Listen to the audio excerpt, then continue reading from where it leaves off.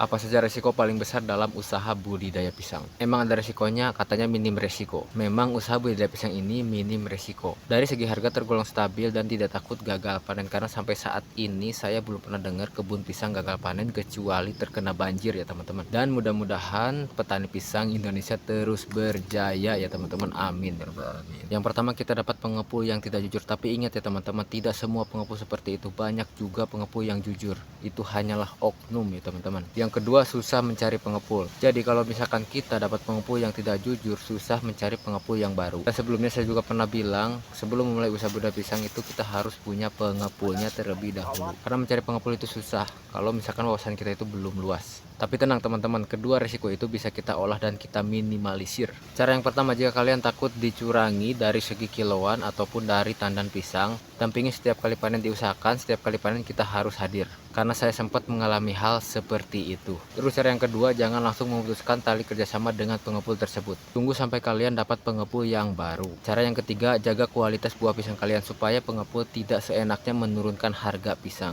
Dan yang keempat, nah ini yang menurut saya penting. Perbanyak relasi dengan petani pisang yang sudah senior karena sebagian dari mereka pasti mempunyai pengepulnya masing-masing. Yang kelima, tanam jenis pisang yang paling diminati di daerah kalian. Yang keenam, tanam jenis pisang yang berbeda-beda. Contohnya jika kalian menanam 3 jenis pisang, nah dari ketiga jenis pisang itu bisa saling mengcover. Kita ambil contoh. Satu jenis pisang muli, yang kedua jenis pisang usuk, dan yang ketiga jenis pisang Cavendish. Pisang muli kelebihannya masa panennya lebih cepat dan banyak diminati pada saat musim hajatan. Namun kekurangannya di bulan Ramadan harganya turun dan bobot pisangnya pun juga tidak terlalu berat. Terus pisang Cavendish, kita sering mendengar jenis pisang ini. Salah satu kelebihannya dari segi bobot yang lumayan berat. Dan tentunya harganya tergolong stabil karena pisang ini banyak diminati oleh para konsumen.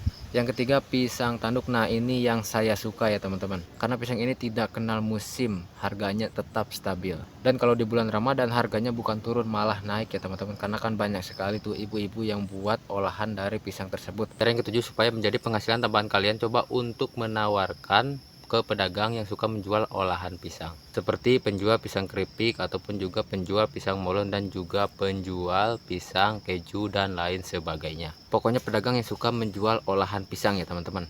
Jadi di samping kita menjual ke pengepul, kita juga menjual ke pedagang. Dengan cara ini bisa menambah penghasilan kalian ya teman-teman, karena harga jualnya lebih tinggi meskipun daya tampungnya lebih sedikit. Makanya saya menyarankan supaya menanam lebih dari satu jenis pisang supaya bisa masuk ke mana aja ya teman-teman. Dan yang kedelapan, bekerja sama dengan PT. Mungkin yang kedelapan ini cukup sulit ya teman-teman, karena kualitas pisang kalian itu ditentukan oleh PT. Tapi jika teman-teman sudah bisa bekerja sama dengan PT, itu bisa menjadi peluang besar ya buat teman-teman karena sifatnya itu jangka panjang. Nah dari kedelapan cara tadi, mana yang menurut kalian itu paling mudah? Coba pertimbangkan cara yang keempat tadi. Menurut saya cara ini bisa teman-teman pertimbangkan, karena memperbanyak relasi bukan hanya menambah pengepul baru, tapi juga menambah wawasan kita dalam usaha budidaya pisang.